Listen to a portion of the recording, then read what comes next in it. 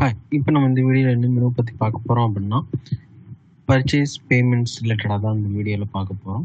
So அதில் என்னெல்லாம் பண்ணுறோம் அப்படின்னா, இப்போ நம்ம பர்ச்சேஸ் ஆர்டர் இல்லாட்டி இன்வாய்ஸ் ரெண்டில் போடுற பேமெண்ட்ஸோட லிஸ்ட் எல்லாமே நம்மளுக்கு இங்கே தான் தெரியும். ஸோ அந்த பேமெண்ட் நீங்கள் எடிட் இல்லாட்டி டெலிட் பண்ணுறனா என்ன பண்ணாலுமே ஸோ நீங்கள் பர்ச்சேஸ் பேமெண்ட்டில் வந்து தான் உங்களால் சேஞ்சஸ் பண்ண முடியும். ஓகேங்களா? ஸோ இதுதான் பர்ச்சேஸ் பேமெண்ட் ஹிஸ்ட்ரியோட லிஸ்ட் பேஜ் உங்களுக்கு வரும். ஸோ இங்கே என்னென்ன ஆப்ஷன்ஸ் ப்ரொவைட் பண்ணிக்கலாம். செட்டிங்ஸ் என்னெல்லாம் இருக்குது அப்படின்னா, நீங்கள் டேட் ஃபில்டரை இங்கே செட் பண்ணிக்கலாம். எதாவது ரோ கீழேங்க அதுக்கான நோட்ஸ் வியூ பேஜில் நமக்கு பிரிண்ட் பண்ணும்போது அங்கே நோட்ஸ் வரும். அங்கே என்ன நோட்ஸ் வரும் நம்ம இங்கே டைப் பண்ணிட்டோம் அப்படின்னா பை டிஃபால்ட் உங்களுக்கு லோடாகி வந்துடும்.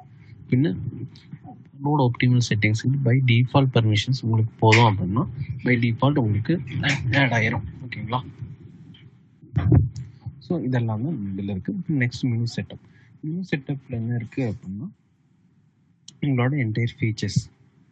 இப்போ ஃபீச்சர்ஸில் என்னென்னா நமக்கு ஒவ்வொரு யூஸருக்கும் என்னெல்லாம் இப்போ எனக்கு ரிப்போர்ட் தேவையில்லை அப்படின்னா நம்ம வந்து ஹைட் பண்ணிக்கலாம். ஸோ அந்த மாதிரி என்ன தெரியணும் தெரிய வேண்டாம்னு சொல்லிட்டு அந்தந்த யூசர்ஸை செட் பண்ணிக்கலாம். அதுக்கான ஆப்ஷன்ஸ் எல்லாம் தான் நம்ம இங்கே ப்ரொவைட் பண்ணியிருக்கோம் மெனு செட்டப்ஸில்.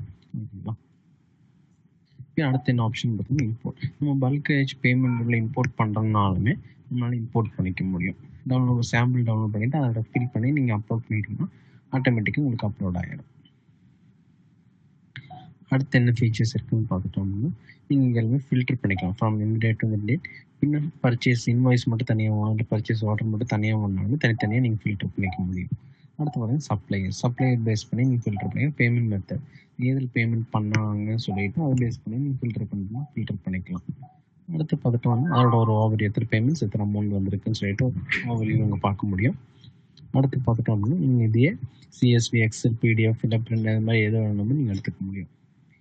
அதுக்கப்புறம் நீங்கள் பல்க் டெலிட் பண்ணால் டெலிட் பண்ணிக்கலாம். இல்லை 1 by 1 நீங்கள் வியூ இல்லாட்டி அப்டேட் பண்ணுறாங்கன்னு அப்டேட் பண்ணிக்க முடியும் அதாவது பேமெண்ட்ஸை.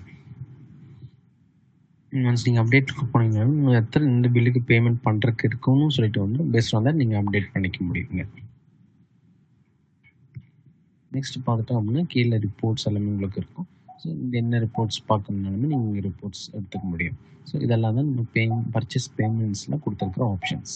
ஓகேங்களா?